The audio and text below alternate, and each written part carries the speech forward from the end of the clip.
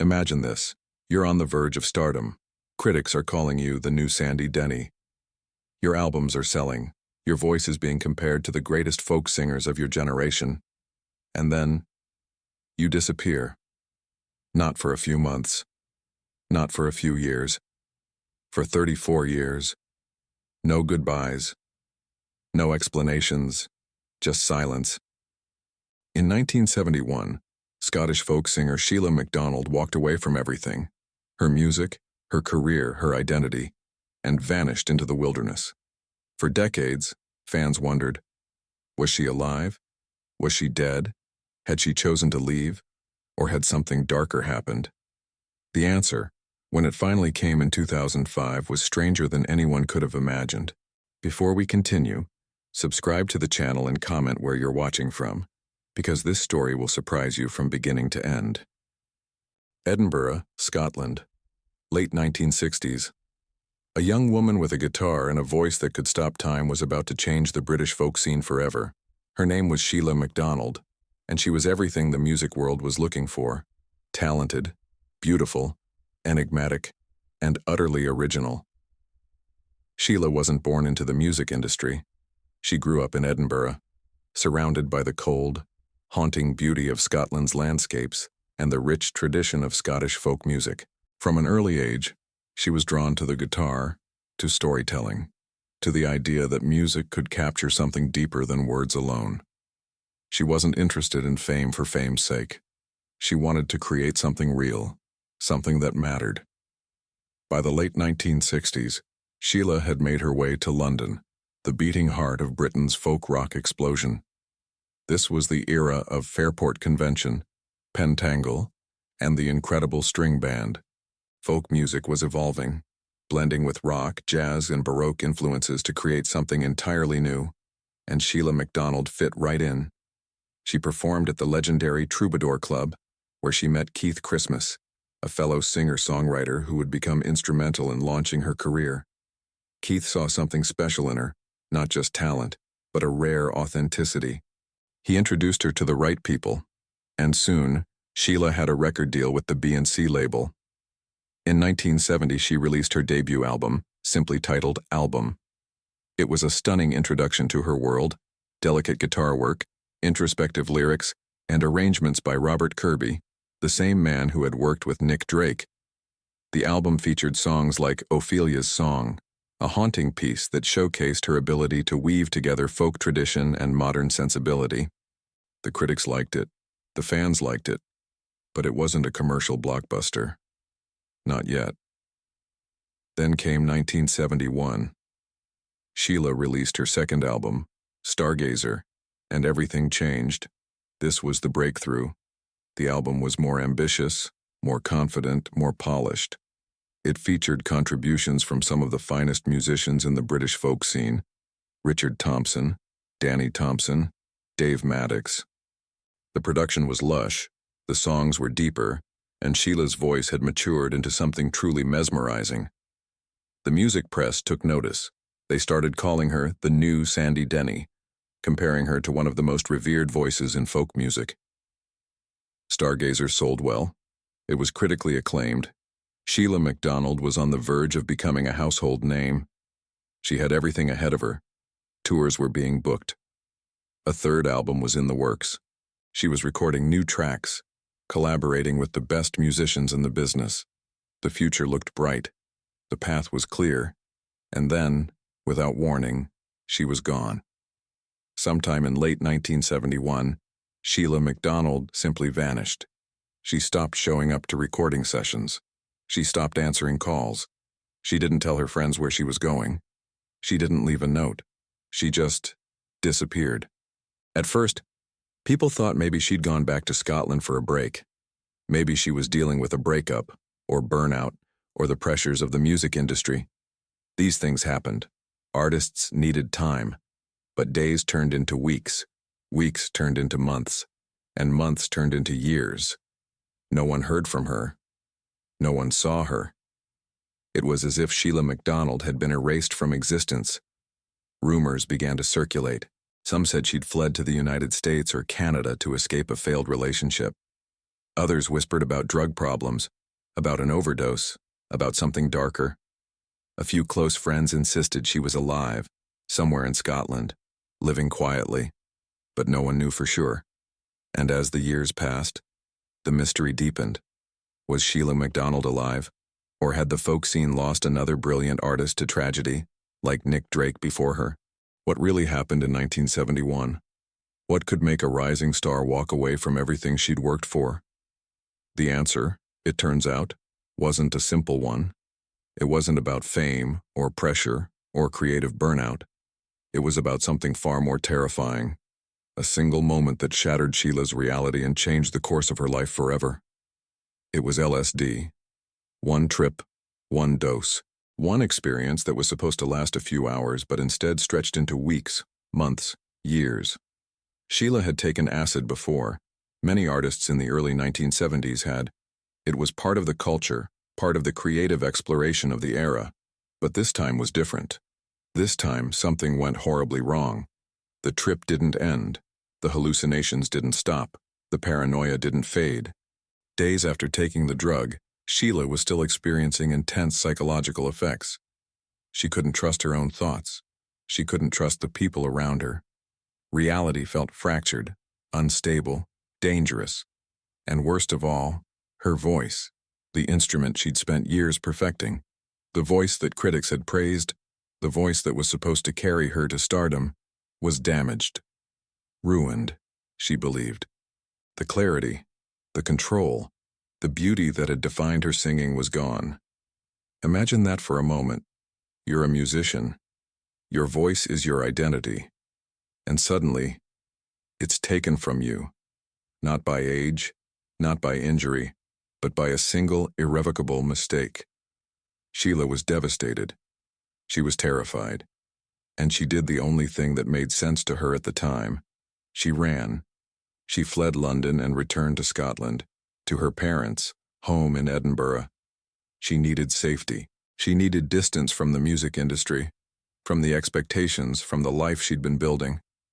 Her parents took her in, and for a while, she tried to recover. But the damage wasn't just physical. It was psychological, emotional, spiritual. Shelagh felt like she'd lost herself. The person who had walked onto the stage at the Troubadour, who had recorded Stargazer, who had been called the next great folk voice, that person was gone. But here's the thing about disappearing. It's not always about running away from something. Sometimes, it's about finding a different way to live. Shelagh didn't retreat into depression or despair. She made a choice. She decided that the life she'd been living, the career, the performances, the recordings, wasn't the life she wanted anymore. She wanted something simpler, something quieter, something real. In Edinburgh, she met a man named Gordon Farquhar. He was a bookseller, gentle and kind, and he didn't care about Shelagh's past. He didn't know about Stargazer, or the folk scene or the music press. He just knew Shelagh as a person, and that was enough. They fell in love. They got married. And together, they made a radical decision. They would leave society behind, not in a dramatic, headline-grabbing way, not with manifestos or protests. They simply left. They started living off welfare benefits and moving from place to place across Scotland. Sometimes they lived in rented houses. Sometimes they camped in tents, even in the harsh Scottish winters. They moved constantly, never staying in one place for too long. It was a nomadic existence, a life on the margins, far removed from the world Shelagh had once known. To the outside world, Shelagh McDonald had vanished. But to Shelagh, she had found something else. Freedom. She wasn't a folk star anymore. She wasn't a rising talent or a voice of her generation. She was just a woman living with the man she loved, finding peace in the wilderness. And for years, that was enough. What does it mean to disappear for 34 years? What does it feel like to be forgotten by the world you once belonged to? For Shelagh McDonald, those decades in the wilderness weren't just about hiding. They were about survival, reinvention, and discovering what it means to live on your own terms. The life Shelagh and Gordon built was unconventional, to say the least. They had almost no money. They relied on welfare benefits, moving from place to place whenever they needed to. Sometimes they'd rent a small house or a flat, living modestly and keeping to themselves. But often, they lived in tents.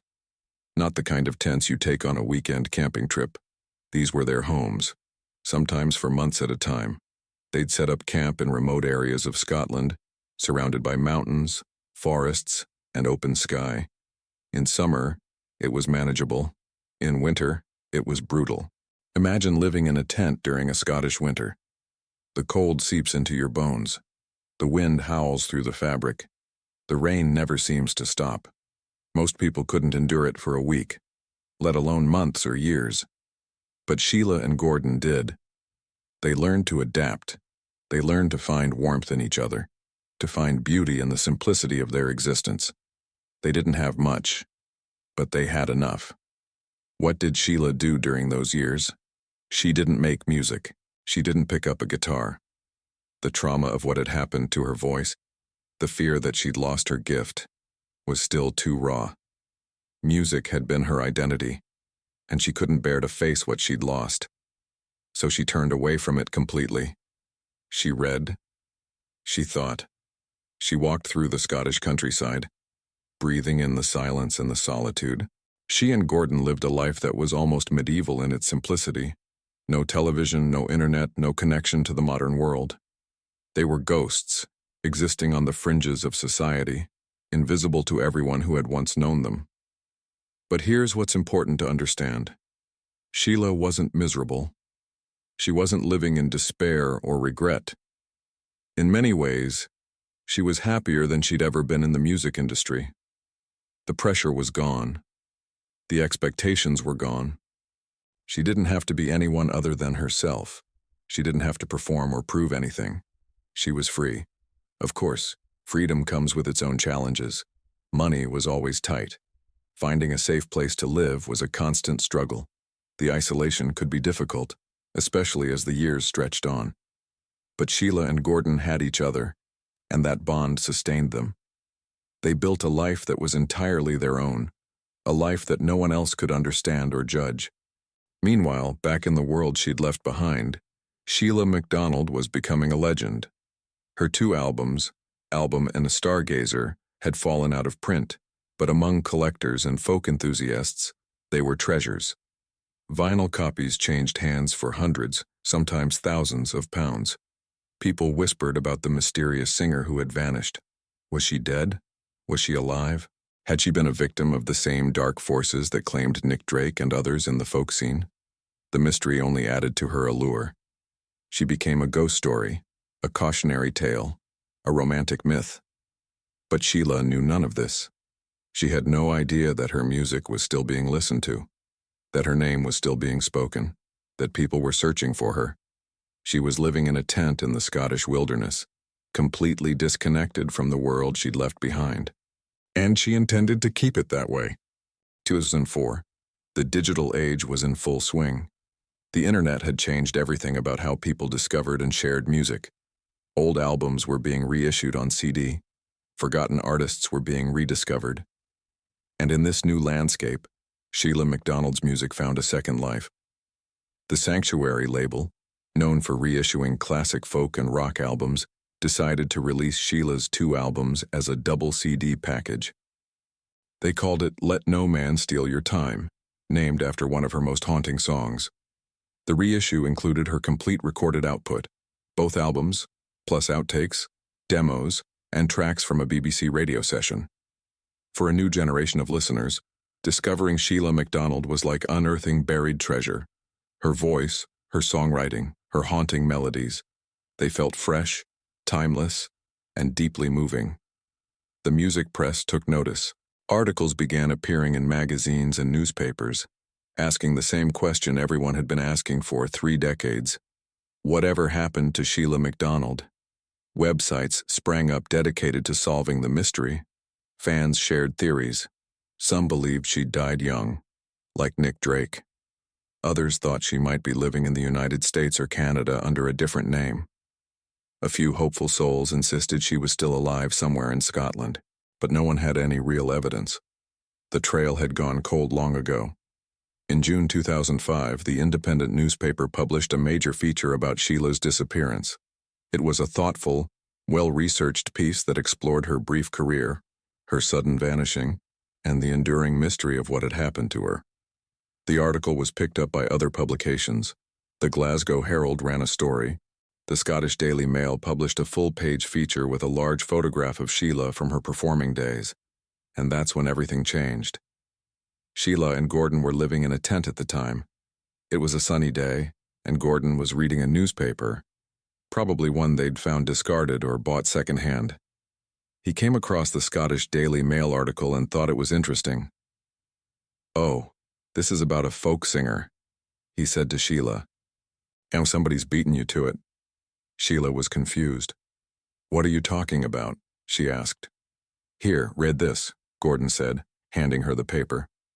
Shelagh glanced at it, then set it aside to make lunch. Later, she picked it up again, and that's when she saw it, a large photograph of her younger self, staring back at her from the page. Her heart stopped. She read the headline, the article, the speculation about her fate. It was surreal, like reading her own obituary, like watching her life being discussed by strangers who had no idea she was still alive. The article even claimed her parents had died, which wasn't true. It was full of theories and rumors, some closer to the truth than others. But what struck Shelagh most was the realization that people still cared, that her music had mattered, that she hadn't been forgotten. For weeks, she didn't know what to do. Should she reach out? Should she stay hidden? After so many years of living in silence, the idea of stepping back into the public eye was terrifying. But there was something else, too, a sense of responsibility. People were worried about her. They thought she might be dead. And there was the matter of her music being reissued without her knowledge or consent. She hadn't been consulted. She hadn't been compensated. In a strange way, her absence had made her music valuable, but she was receiving none of the benefits. Finally, in November 2005, Shelagh made a decision. She walked into the offices of the Scottish Daily Mail in Glasgow and announced, simply, "I'm Shelagh McDonald." The staff was stunned. They'd written about a ghost, and now the ghost was standing in front of them, very much alive. When Shelagh McDonald walked into that newspaper office in 2005, she wasn't just revealing herself to the press, she was stepping back into a world she'd left behind 34 years earlier. And that world had changed dramatically. The interview she gave to the Scottish Daily Mail was illuminating and heartbreaking. She explained, for the first time publicly, what had happened to her. The LSD trip that never ended, the damage to her voice, the retreat to Scotland, the life she'd built with Gordon, living on the margins of society, camping in all weathers, surviving on welfare benefits. She spoke honestly about her choices, about why she'd left, about what she'd found in the wilderness. The reaction was immediate. The story was picked up by newspapers and magazines around the world. People who had grown up listening to her music, who had wondered about her fate for decades, finally had answers. But not everyone understood. Some people romanticized her disappearance, turning it into a fairy tale about an artist who chose simplicity over fame. Others criticized her, suggesting she'd wasted her talent or abandoned her responsibilities. But Shelagh didn't owe anyone an explanation. She'd lived her life on her own terms, and that was enough. After the interview, she retreated again. She wasn't ready to fully re-enter the public eye. She and Gordon continued their nomadic lifestyle, moving from place to place across Scotland. But something had shifted. The door had been cracked open, and it couldn't be fully closed again. Then, in 2012, tragedy struck. Gordon Farquhar, Shelagh's partner and companion for more than 3 decades, passed away. His death left her devastated and alone. Gordon had been her anchor, the one person who truly understood her. Without him, the nomadic lifestyle felt empty, purposeless. Shelagh was in her 60s now, living on her own, trying to figure out what came next. And then, slowly, something remarkable happened. Shelagh began to sing again. Not publicly, not professionally, just quietly, to herself. She picked up a guitar for the first time in decades and started playing.